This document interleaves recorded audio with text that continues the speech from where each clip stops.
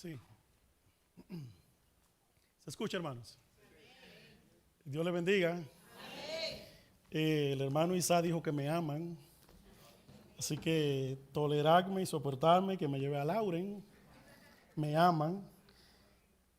Soportarme también porque me ama, porque ahora traigo a Josía y no me deja escuchar la alabanza ni a los demás al lado mío. Nos ha cambiado la vida. Pero no lo cambio por nada. Vamos entonces a orar, a ponernos en las manos del Señor entonces, para que podamos empezar. Oramos. Señor y Dios, venimos delante de ti pidiéndote, Padre, que tu pueblo que se ha reunido para escucharte a ti, sea a ti a quien te escuche y te oiga. Nosotros somos solo simples instrumentos usados por ti, Señor, para traer tu palabra. Aquí nadie ha venido para ver lo que yo le quiero decir, para creer lo que yo le tenga que decir, para hacerle caso a lo que yo pueda exponer. Todos, incluyéndome a mí, hemos venido con el propósito de hacerle caso a tu palabra. Así que habla a tu iglesia por medio de tu palabra. Permite que a través de ella nuestras vidas sean corregidas, redarguidas, sean, oh Señor, amonestadas, consoladas, pero que también aquellos que no te conocen puedan, a través de escuchar tu palabra y tu Santo Espíritu, hoy proceder al arrepentimiento. Amén. En Cristo Jesús te pedimos estos favores. Amén. Amén. Pueden sentarse, amados hermanos. En esta noche voy a traer un material sobre la base de una historia, que yo sé que es una historia que muchos aquí conocemos. No la historia completa, sino una parte de la historia. Y sé que muchos aquí la conocemos, esta parte de la historia, incluyendo los niños. Desde pequeño, esta historia tiene que estar entre las historias más conocidas por los pequeños también. Vamos a predicar una porción del libro de Jonás. Yo quisiera que me acompañen a Jonás capítulo 1, todos por favor. Jonás capítulo 1, desde el verso 1 al 17, aunque solamente vamos a exponer del verso 4 al 17. Solamente del verso 4 al 17. Yo, de manera personal, le decía a mi esposa en estos días y a la congregación allá, que a pesar de Jonás ser una historia muy conocida, yo me he dado cuenta que mientras más leo Jonás, más me doy cuenta que el Señor tiene mucho que enseñarme, mucho que seguir trabajando en mí, con lo que seguir amonestándome. Entonces vamos a ir allá al verso 1 hasta el 17, aunque la exposición solamente será del verso 4 al 17. Vamos a leer primero. Dice allí la palabra de Dios. Leo. Vino palabra de Jehová a Jonás, hijo de Amitai, diciendo: levántate y ve a Nínive, aquella gran ciudad, y pregona contra ella, porque ha subido su maldad delante de mí. Y Jonás se levantó para huir de la presencia de Jehová a Tarsis, y descendió a Jope, y halló una nave que partía para Tarsis, y pagando su pasaje entró en ella para irse con ellos a Tarsis, lejos de la presencia de Jehová. Pero Jehová hizo levantar un gran viento en el mar, y hubo en el mar una tempestad tan grande que se pensó que se partiría la nave. Y los marineros tuvieron miedo, y cada uno clamaba a su Dios, y echaron al mar los enseres que había en la nave para descargarla de ellos. Pero Jonás había bajado al interior de la nave y se había echado a dormir. Y el patrón de la nave se le acercó y le dijo: ¿qué tienes, dormilón? Levántate y clama a tu Dios. Quizá Él tendrá compasión de nosotros y no pereceremos. Verso 7. Dijeron cada uno a su compañero: venid y echemos suertes, para que sepamos por causa de quién nos ha venido este mal. Y echaron suertes, y la suerte cayó sobre Jonás. Entonces le dijeron ellos: decláranos ahora por qué nos ha venido este mal. ¿Qué oficio tienes y de dónde vienes? ¿Cuál es tu tierra y de qué pueblo eres? Y él le respondió: soy hebreo y temo a Jehová, Dios de los cielos, que hizo el mar y la tierra. Y aquellos hombres temieron sobremanera y le dijeron: ¿por qué has hecho esto? Porque ellos sabían que huía de la presencia de Jehová, pues él se lo había declarado. Y le dijeron: ¿qué haremos contigo para que el mar se nos aquiete? Porque el mar se iba embraveciendo más y más. Él le respondió: tomadme y echadme al mar, y el mar se os aquietará. Porque yo sé que por mi causa ha venido esta gran tempestad sobre vosotros. Y aquellos hombres trabajaron para hacer volver la nave a tierra, mas no pudieron porque el mar se iba embraveciendo más y más contra ellos. Entonces clamaron a Jehová y dijeron: te rogamos ahora, Jehová, que no perezcamos nosotros por la vida de este hombre, ni ponga sobre nosotros la sangre inocente, porque tú, Jehová, has hecho como has querido. Y tomaron a Jonás y lo echaron al mar, y el mar se aquietó de su furor. Y temieron aquellos hombres a Jehová con gran temor, y ofrecieron sacrificio a Jehová e hicieron votos. Pero Jehová tenía preparado un gran pez que tragase a Jonás, y estuvo Jonás en el vientre del pez 3 días y 3 noches. Ese es el texto de donde tendremos la exposición desde el verso 4 en adelante. Pero para llegar al verso 4 debemos por lo menos tener un contexto del verso 1 hasta y el verso 3 que nos dice. Bueno, en los versos 1 al 2 tenemos a Jonás recibiendo un encargo de parte de Dios, que fuera a Nínive con un mensaje de advertencia, mostrando con esto Dios que su preocupación y su misericordia se extiende a todos los hombres. Sí, incluso aquellos que no merecen que se le predique el evangelio. ¿Hay gente así que usted conoce que no merece que se le predique el evangelio? Yo creo que sí. En el fondo todos tenemos personas a los que nos gustaría que no se arrepintieran y que Dios no le tuviera misericordia. Gritaron por ahí, sí, ahí yo tengo mucho. Sobre todo esa gente que no han hecho mucho daño y le han hecho mucho daño a la fe y se han opuesto mucho al evangelio. Y cada vez que la iglesia incluso quiere tener un tiempo, una actividad en un lugar, siempre hay unos vecinos que se oponen. No, es que aquí no queremos ese tipo de cosas. Y a veces uno dice que no escucha la palabra así mismo para que se vaya para el infierno. Y a veces tenemos gente así como...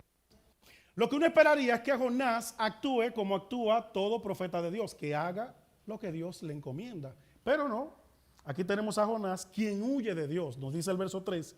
Jonás se levantó para huir de la presencia de Jehová a Tarsis. Y lo voy a leer de nuevo porque este verso 3 nos deja ver todo lo que implicó la huida de Jonás. Dice el verso 3. Jonás se levantó para huir de la presencia de Jehová a Tarsis, descendió a Jope, halló una nave que partía para Tarsis, todo eso son comas, y pagando su pasaje, coma, entró en ella para irse con ellos a Tarsis, coma, lejos de la presencia de Jehová. ¿Qué por lo regular implica una huida? Si usted quiere saber qué implica una huida y cómo una gente se va alejando, bueno, este verso 3 nos da un detalle completo, detallado, exhaustivo de qué es lo que pasa en una persona cuando se empieza a alejar.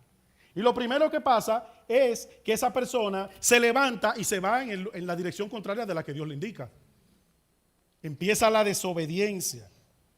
Eso fue lo primero que hizo Jonás. Lo segundo que hizo fue que bajó al puerto. Dios le había dicho, sube a Nínive. No, bajó al puerto. Lo tercero que pasa aquí es que encontró un barco, y no cualquier barco, sino uno que iba lejos. De hecho, a donde Jonás fue al punto lejano más conocido en el entonces, porque nuestra tierra se descubrieron cerca del 1500. No se conocía nada de esto. Entonces, a donde Jonás más decidió huir fue a Tarsis, lo más lejano conocido en ese momento. Allá decidió huir Jonás. ¿Qué más vemos? Que compró un pasaje de paso. Nosotros leemos en el texto que dice que Jehová compró un pasaje. Cuando nosotros vamos a Logos, vemos que en el hebreo no dice que Jonás compró un pasaje. En el hebreo dice, Jonás compró los pasajes en plural. ¿Cómo así, hermano? Bueno, eso quiere decir, como cuando una gente va a la parada, que tiene que ir para San Pedro, va a la parada, busca la guagua que está ahí, donde está la parada de la guagua, y de repente cuando llega, la gente la están esperando en San Pedro. Cuando llega la persona, ve que nada más hay 3 personas montadas en la guagua. Y el cobrador te dice, espérate, yo tengo que llenarme. Yo no me voy, o por lo menos está casi lleno, yo de aquí no arranco todavía. Y el que está desesperado entonces le dice, yo te lo compro todo el pasaje, dale que yo te lo pago. Eso hizo Jonás. No, yo te lo pago. ¿Cuánto es para Tarsis? Dale que yo te lo pago todo. Eso es para que veamos lo dispuestos que estamos muchas veces cuando queremos huir de Dios. Y lo mucho que estamos dispuestos a hacer, cueste lo que nos cueste. Pero Jonás no solo hizo eso. Subió a bordo donde empezó entonces su travesía. Entonces ahí empieza, discúlpenme si fui largo en mi introducción, pero ahora empieza el sermón. El título del material es Cuando llegan las tormentas del Señor. cuando llegan las tormentas del Señor. Verso 4 en adelante, por lo que sucede de aquí en adelante en este texto.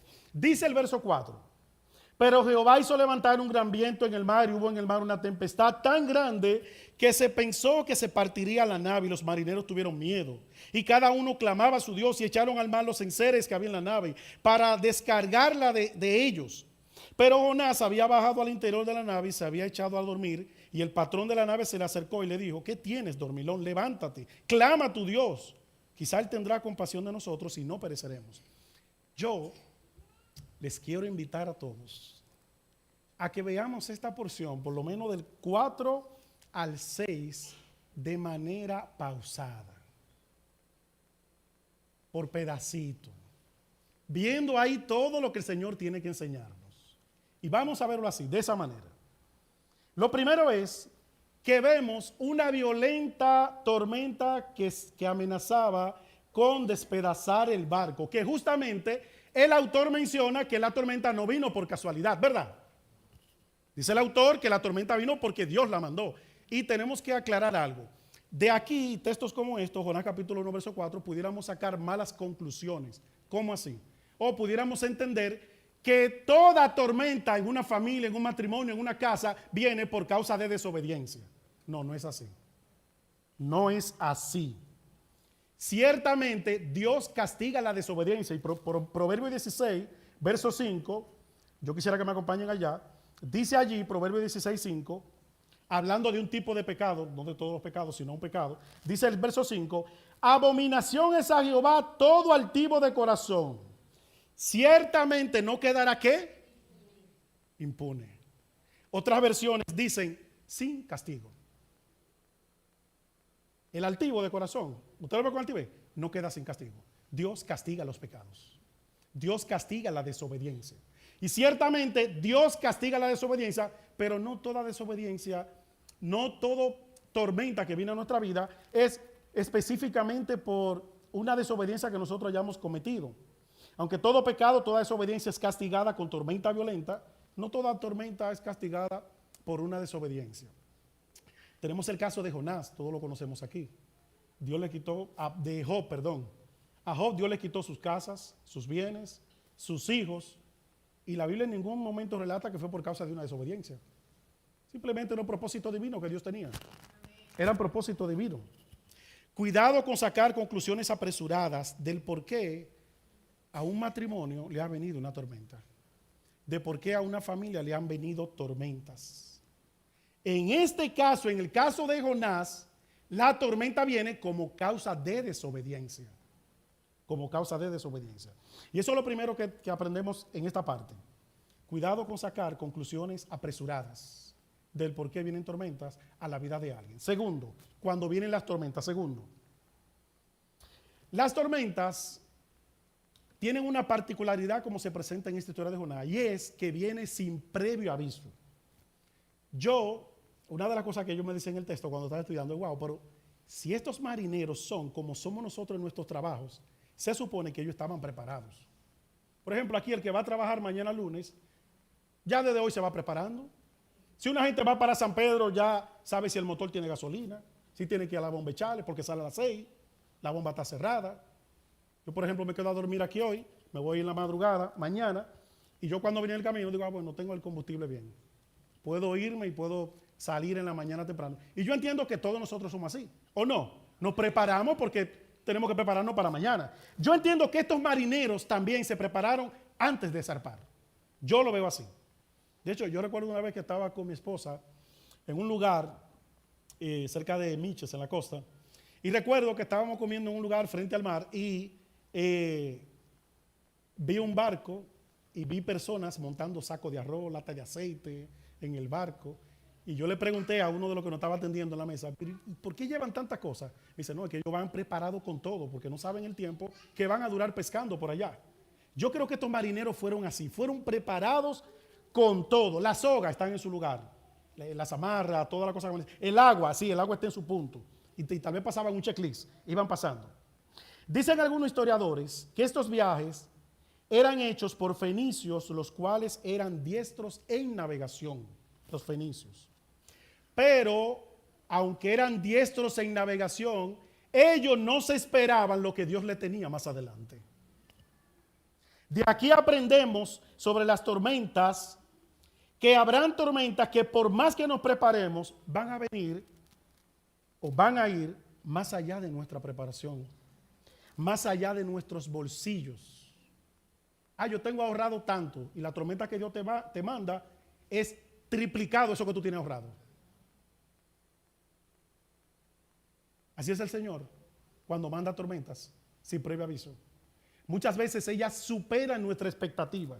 El apóstol Pablo en 2 Corintios capítulo 8 fue un testigo de cosas como esta, de cuando Dios manda tormentas. Dice en el capítulo 1 el apóstol Pablo, 2 Corintios 1 verso 8, dice allí: porque hermanos, no queremos que ignoréis acerca de nuestra tribulación que nos sobrevino en Asia, pues fuimos abrumados sobremanera, más allá de ¿qué?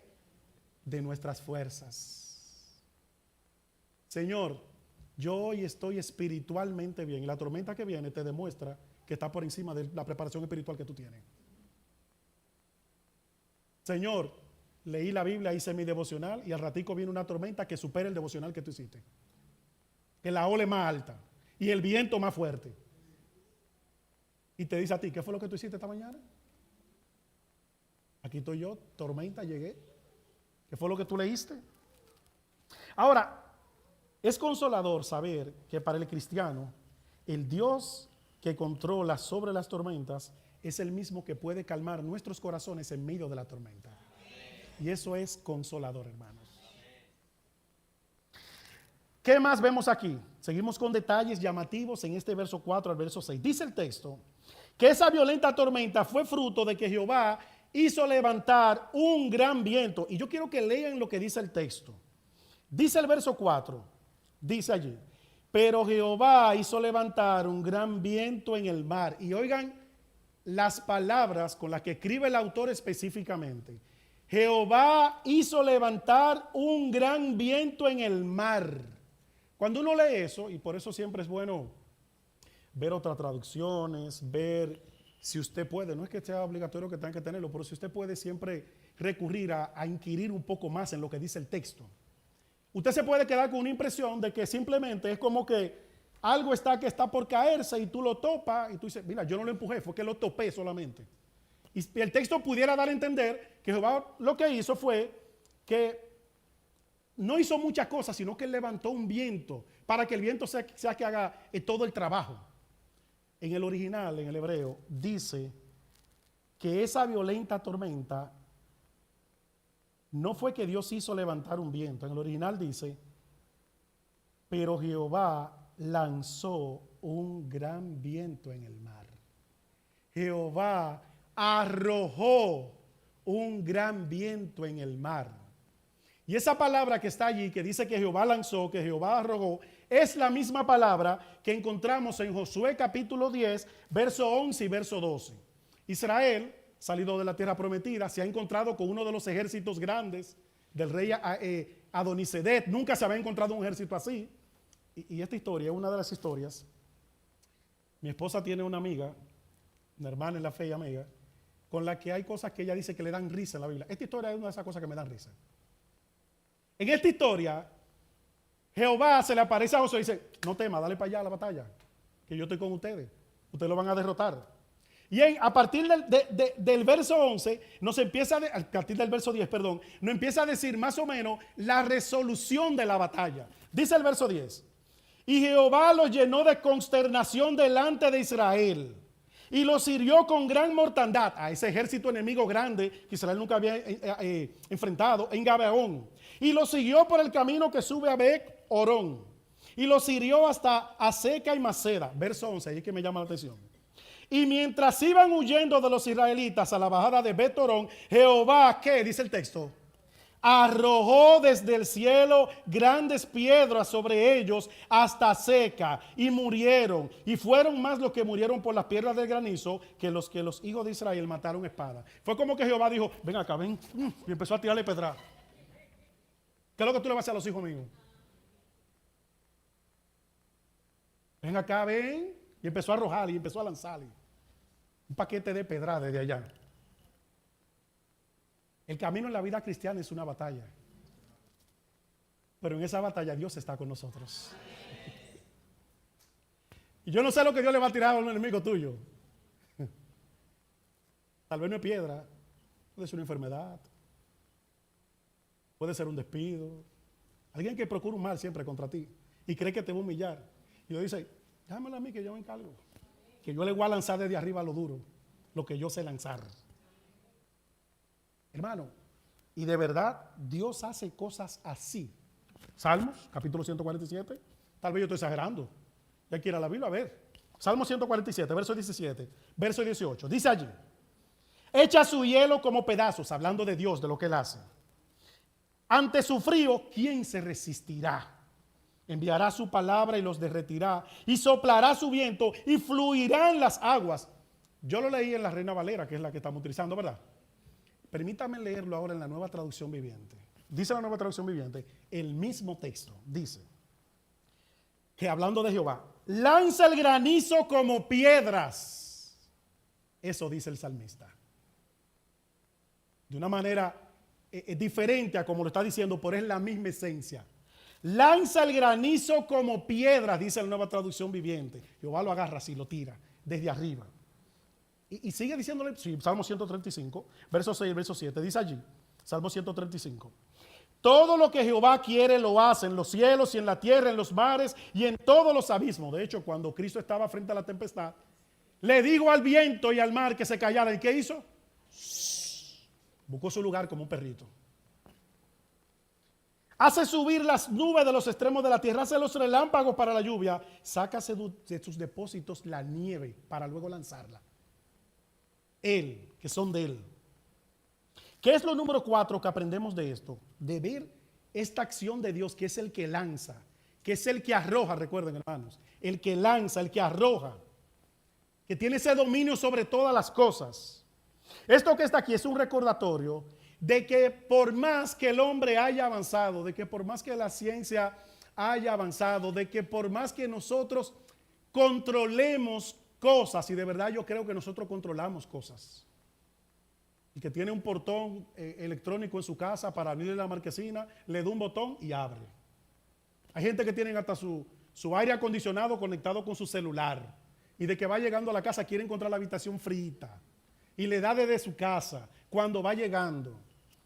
Y la gente ahora que alquilan apartamentos de renta corta y eso, tienen una aplicación que desde allá ellos te abren la puerta o te la cierran.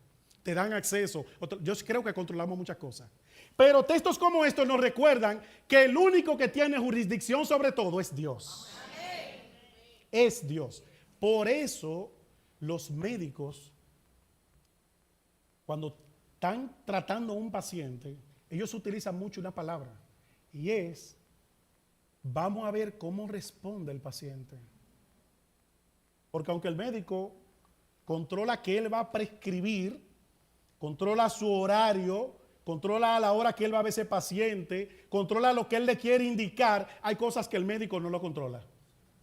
El único que tiene jurisdicción sobre todo es Dios. Ese es el que tiene jurisdicción. Y el llamado aquí es, cuando uno ve cómo Dios controla la naturaleza, es a confiar en aquel que verdaderamente tiene control sobre todas las cosas. Animadas o inanimadas, personales o impersonales, ese es nuestro Dios. El mismo Dios que hizo esto sobre los enemigos de Israel es el mismo que ahora está lanzando esta violenta tempestad que no solo afectó a Jonás, sino a todos los que estaban con él. Dice el verso 5, y los marineros tuvieron miedo, y cada uno clamaba a su Dios, y echaron al mar los enseres que había en la nave para descargarla de ellos. Aquí la Biblia deja en evidencia que lo que está pasando ahí no es algo ligero ni suave. Estos marineros, recuerden, posiblemente eran fenicios, que eran expertos y diestros en navegación. Estaban asustados, clamaban por ayuda. Es más, si hubiesen tenido pistolas de esas que tiran una luz SOS, hubiesen utilizado. Si hubiesen tenido radio o instrumentos de comunicación, lo hubiesen utilizado, pero esos marineros usaron el único recurso con el que contaban. Y ese recurso con el que contaban era clamarle a sus dioses. En esos tiempos, la única razón, el único pueblo que era monoteísta era Israel. Todos los demás pueblos eran politeístas, tenían muchos dioses. De hecho, yo creo que lo que hemos visto, películas de ciencia ficción, muñequitos también, estamos un poco relacionados con algunos de estos dioses. Por ejemplo, hay dioses, por ejemplo, y los diferentes dioses que existen, pero en diferentes mitologías, como la griega, incluso la de Europa del Norte también, se tiene a Zeus como dios del cielo, se tiene a Poseidón como el dios de los mares, se tiene a Thor como el dios de los truenos. Qué gran diferencia con nuestro Dios. Cuando estamos enfermos no tenemos que buscar a un Dios, y cuando tenemos problemas económicos no tenemos que buscar a otro Dios, es el mismo Dios. Mientras estos hombres tienen que buscar y ver a cuál Dios le van a aclamar, nosotros aclamamos a un solo Dios, al único y verdadero. En su desespero, estos hombres tiraron hasta la carga que están clamándole a cada uno de sus dioses. Y nadie sabe cuántas cosas de valor perdieron estos hombres ahí tirando cosas para abajo. Todo lo que llevaban. Tal vez ellos dijeron, bueno, ya yo no voy a llegar a Tarsis. Yo lo que voy a empezar a tirar cosas de aquí. No me importa, yo prefiero mi vida. En medio de esa violenta tormenta y del miedo que tienen esos marineros experimentado, sucede algo. Dice la parte B del verso 5. Y esta parte de lo que hace la tormenta en nuestras vidas es la parte que nos enseña a nosotros que las tormentas revelan nuestra condición espiritual. Dice el verso 5, ve, pero Jonás había bajado al interior de la nave y se había echado a dormir. Y el patrón de la nave se le acercó y le dijo, ¿qué tienes, dormilón? Levántate, clama a tu Dios. Quizá Él tendrá compasión de nosotros y no pereceremos. De por sí, miren hermano, yo vivo en un cuarto piso y a veces yo siento el viento fuerte cuando viene. Y tú lo sientes en la ventana y yo estoy en tierra firme, yo no estoy en el mar. Imagínense en el mar lo fuerte que debe, lo fuerte que debe retumbar una tormenta, que está chocando con el barco y encima de eso que el barco no está estable, está todo el tiempo moviéndose y olas chocando con el barco. Era difícil que una persona pudiera estar dormida en una situación así. Y el texto está diciendo que Jonás estaba durmiendo. Podríamos comparar eso y alguien podría decir, sí, pero Cristo se durmió también en una barca, en medio de una tempestad. ¿Sí o no, verdad? Claro, Cristo se durmió. Pero Cristo se durmió, como dijo un autor, Tim Keller, porque Él dirigía los vientos y las olas, y Jonás está durmiendo por su indiferencia y apatía. Son dos cosas totalmente diferentes. Y esto solo deja ver lo insensible que podemos llegar a ser cuando estamos alejados de Dios. Lo tranquilo que podemos estar cuando nuestro barco se está hundiendo. Lo tranquilo que podemos estar muchas veces cuando nuestra vida espiritual se está hundiendo. Cuando nuestros familiares están de camino al infierno. Dormir no necesariamente es estar acostado en una cama o en un sillón, de esos sillones modernos, reclinables. No es solo la postura. Dormir es también apatía.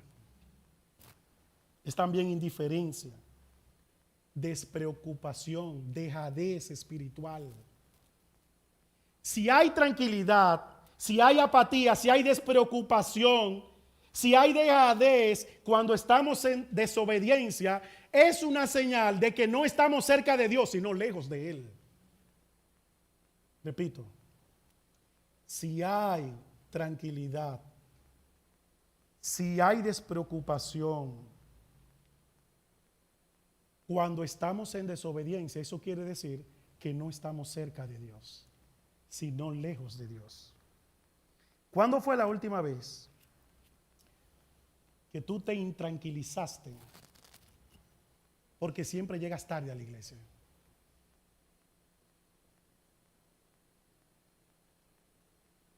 ¿Cuándo fue la última vez que tú te intranquilizaste por no poder participar en el culto de oración?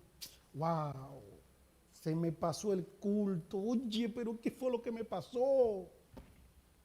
¿Cuándo fue la última vez que nos tranquilizamos así? Por saltarte 1 o 2 días sin orar, sin tener tu tiempo de comunión con Dios. Wow, pero ¿cómo es que me ha pasado tantos días y yo no he orado? Y yo no he tenido mi tiempo de intimidad con Dios. pero ¿y qué es lo que me está pasando a mí? ¿Cuándo fue la última vez que te intranquilizaste? Porque ya un pecado se ha hecho habitual en tu vida. Empezaste haciendo una vez y otra vez, y el primer día te molestó, y el segundo también. Pero ya con el tiempo, ya nos adaptamos y no va pasando nada. Que tu indiferencia, tu trato hacia otro, tu respuesta, tu no trato correcto, incluso hasta hacia las autoridades que Dios nos ha puesto, incluso en la congregación. ¿Cuándo fue la última vez que te intranquilizaste por eso? Señor, mira cómo le hablé al pastor y cómo me dirigí hacia él. Wow, qué mal hice. No debía hablar de esa manera. Vamos a un texto. Romanos, Salmos. Vamos todo allá, por favor. Salmo 95.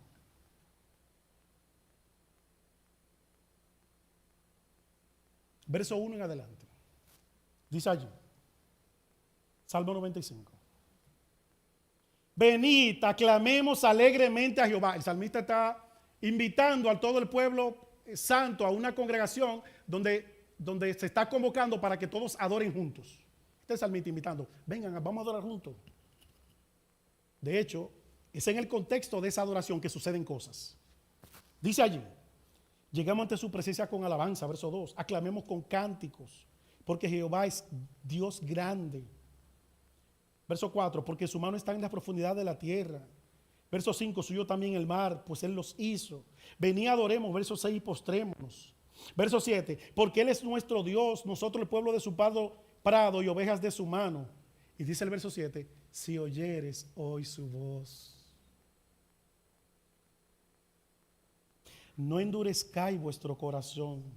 Señor, si hoy tú nos estás hablando, no nos dejes ser insensibles a ti. Hermano, ¿cómo tuvo la prédica? No, yo bien, a mí Dios no me dijo nada. Que no salgamos insensibles de aquí. Si muchos aquí reconocemos que estamos durmiendo como Jonás, que podamos confesarle a Dios, Dios, necesito ayuda. Yo estoy necesitado de ayuda. Le podamos pedir perdón y le podamos pedir fuerzas a Él. Rogándole a Él que su gracia nos acompañe, que su gracia nos despierte para ocuparnos y preocuparnos por las cosas que nos deberíamos preocupar. Señor, necesitamos tu ayuda. Precisamente hablando de obediencia y desobediencia, es increíble. Por eso digo, despacito mirando cada cosa. Cómo el mismo hombre que no obedece a Dios ahora tiene que obedecer al capitán de un barco. Oigan eso. Eso es para que veamos, como dice Tim Keller, cómo opera Dios a través de las tormentas. Dice el verso 6 en su parte B. Y el patrón de la nave se le acercó y le dijo, ¿qué tienes, dormilón? Levántate y clama a tu Dios. Quizá Él tendrá compasión de nosotros y no pereceremos. Y dijeron cada uno a su compañero, venid y echemos suerte, para que sepamos por causa de quién nos ha venido este mal. Y echaron suertes, y la suerte cayó sobre Jonás. Entonces le dijeron ellos, decláranos ahora por qué nos ha venido este mal. Y ahí empieza el cuestionario entonces. ¿Qué oficio tienes? ¿De dónde vienes? ¿Cuál es tu tierra? ¿De qué pueblo eres? Tal vez para saber cómo adorar y cómo pedir perdón o hacer un sacrificio o cómo clamarle al Dios, por si era Poseidón o era alguno de esos otros dioses. Dice el verso 9, y él respondió, soy hebreo, y dice allí, y temo a Jehová, Dios de los cielos, que hizo el mar y la tierra. Wow.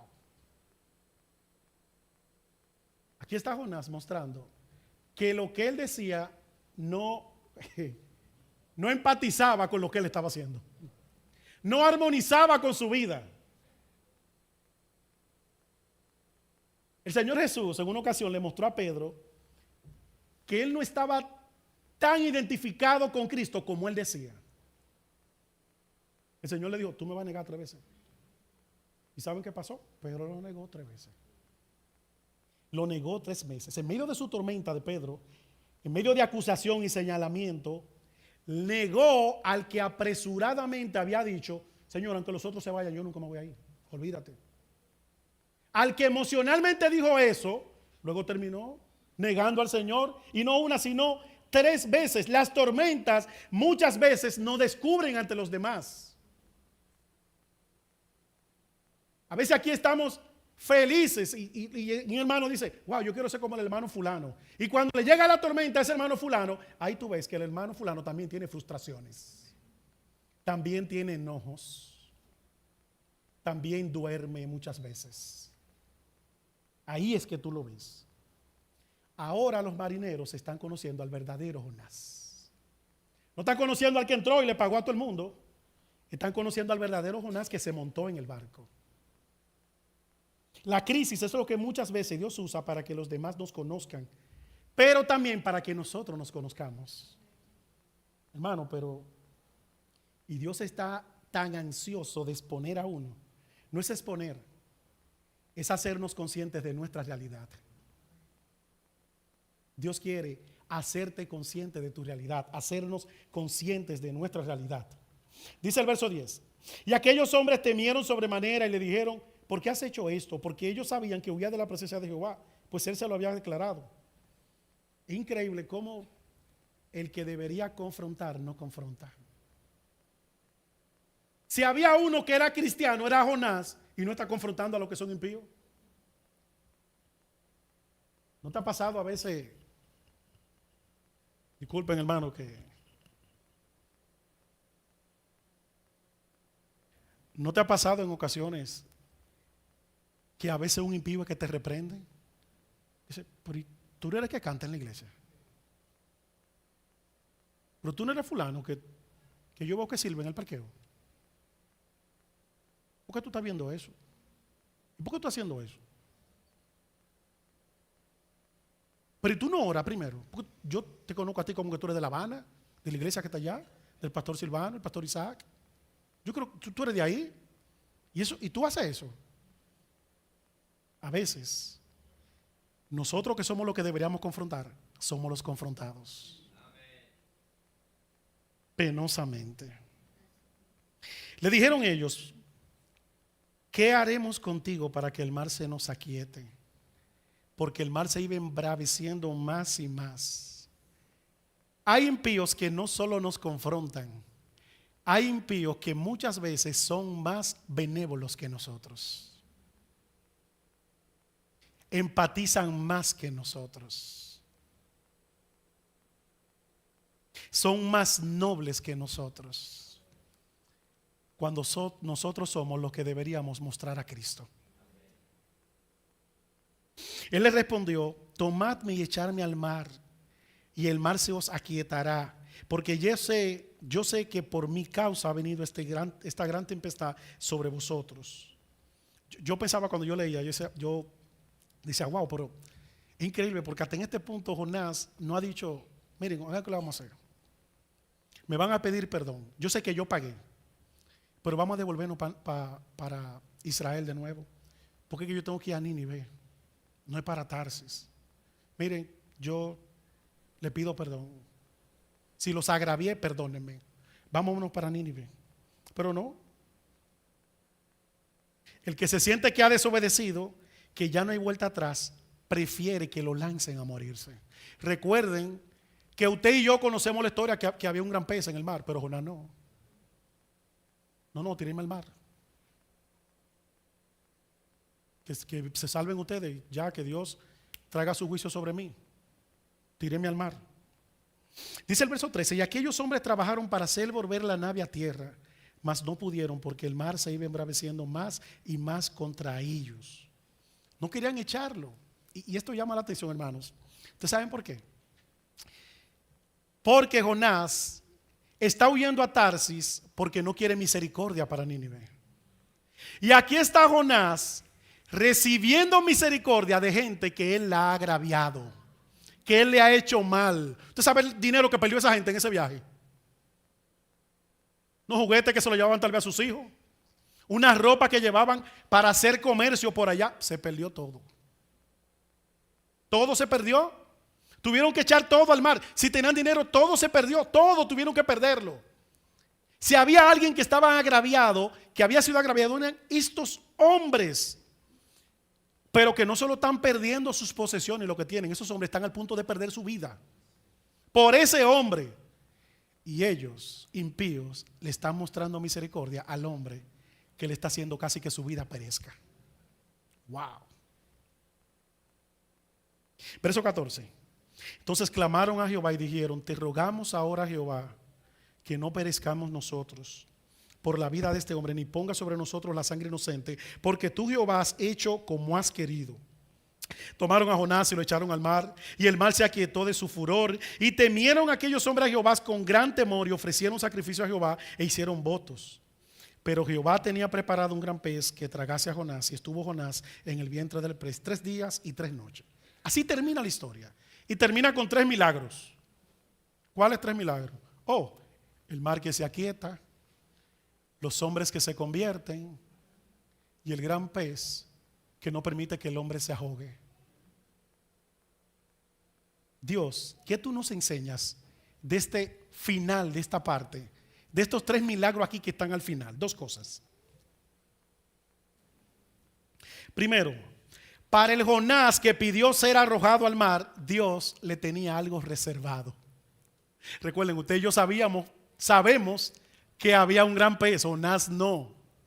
Jonás se tiró a morir. Y Dios le tenía algo reservado. Sea lo que sea, o sea la causa que sea de la tormenta sobre ti, más que juicio es misericordia, porque Dios tiene algo reservado para ti.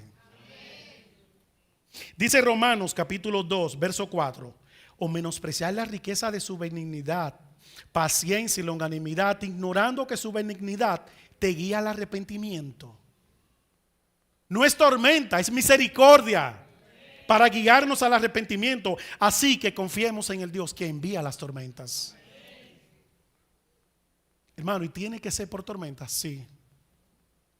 Porque a veces es el único medio o el único instrumento que Dios usa para que nosotros le hagamos caso. Dios, ayúdanos a detenernos cada vez que mandes tormentas violentas, cada vez que interrumpas nuestra agenda, cada vez que interrumpa nuestras vidas, nuestros días. Y cuando tú lo interrumpas, Señor, ayúdame a buscarte en oración, a ver qué tú me quieres mostrar, a ver qué tú tienes preparado para mí, como tú le preparaste algo a Jonás en el mar. Segundo, aquí tenemos a unos marineros, y eso para mí es el evangelio, hermanos. Eso conforta mi corazón. Unos marineros que van a terminar muy diferente a como empezaron ese viaje. Muy diferente. Yo me imagino cuando esos marineros llegaran hacia su destino: mi amor, tú no sabes a quién conocí de camino. Y no solo el hombre que conocí, al Dios de ese hombre. Yo imagino a esos marineros hablando, wow. Y contándole a todo. Los hombres siempre tenemos una historia de cómo nos fue en el día. Hoy tuve tal cosa, me fue tal. Y esos hombres cuando llegaran iban a contar seguro de lo que le había pasado. Todo fruto de ¿qué? De una violenta tormenta con la que Dios intervino en sus vidas. Los dioses a los que ellos clamaron, ¿qué hicieron por ellos? Nada. Porque así son los dioses a los que servimos, hermanos. No hacen nada ni no libran de nada. De nada libran. El evangelio nos recuerda que estamos en una situación bien difícil. El pastor mío allá dice, en bancarrota. Estamos en una posición bien difícil, triste y penosa, donde lo único que hacemos por nuestra desobediencia es añadir ira sobre ira, como dice el libro de Romanos. Eso es lo único que hacemos. Y no obstante a eso, aunque que no solamente añadimos ira sobre ira, es que también buscamos liberación donde no vamos a encontrar nada. Dioses que no salvan. Yo le pregunto a usted, de aquí en adelante, ¿a quién iba a recurrir esos marineros cuando tuvieran un problema? Al Dios verdadero, al Dios que han acabado de conocer. Dice el verso 16, y temieron aquellos hombres a Jehová con gran temor. Y ofrecieron sacrificio a Jehová, hicieron votos. Otras versiones dicen, donde hicieron votos, no dice así, dice hicieron compromisos, porque es lo mismo. Y esa es la esencia de cómo una persona sabe si ha conocido al Salvador. Estos hombres temieron. Estos hombres hicieron sacrificio, es decir, adoraron. Y estos hombres hicieron un compromiso. Esa es una forma de nosotros evaluarnos. ¿A quién tú le temes? Si hemos conocido al Dios que salva, si estamos en Cristo, nosotros debemos temer a Dios. Si le hemos conocido, no solo le tememos, también le adoramos.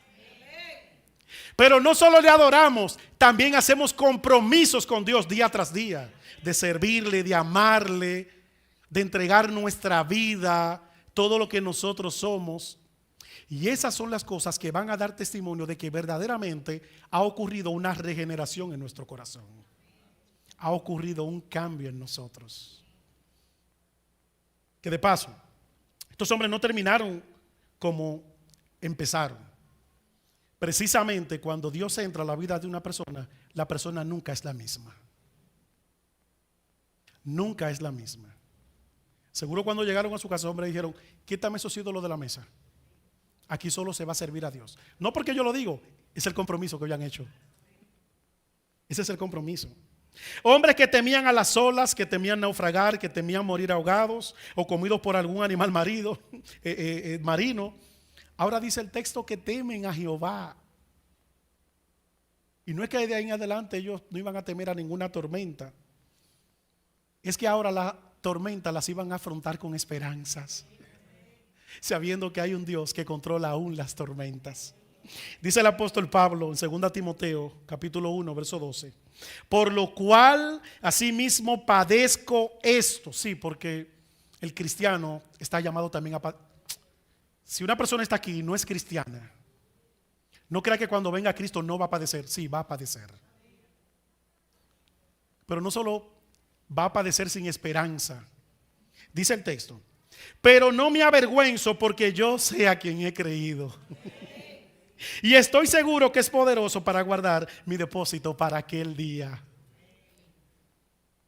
Hay tormentas de la vida que apuntan hacia una tormenta venidera que un día vendrá. Y es el día del gran juicio.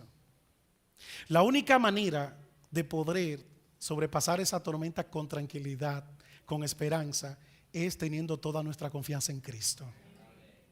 Por eso nosotros te invitamos a que reconsideres, piensa, cuánto bien te ha hecho el Dios que tú sirves, el Dios del dinero, el Dios del trabajo, o el Dios que tú tienes, cualquiera que sea.